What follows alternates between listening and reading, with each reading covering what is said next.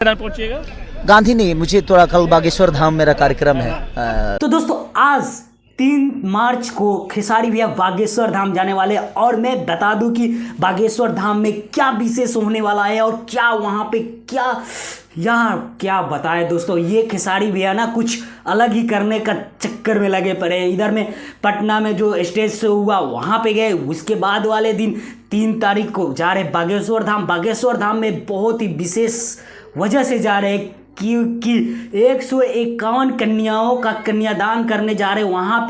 वहाँ पे बागेश्वर धाम पे ही कार्यक्रम है, वहाँ लड़कियों की शादी हो रही है, कन्या का दान हो रहा है। बागेश्वर धाम में 151 कन्याओं का विवाह होने वाला है जो कि बागेश्वर धाम में पहुंचेंगे खेसारी भैया। जो ये रंग दे बसंती का गाना जो आया था, राम जी की जय हनुमान जी की जय, वो गाना वहाँ से लॉन्च किया गया था। फिर से वहाँ पे जाकर अब कल टीजर नहीं, ये क्या बोलते हैं, टेलर रिलीज किया गया।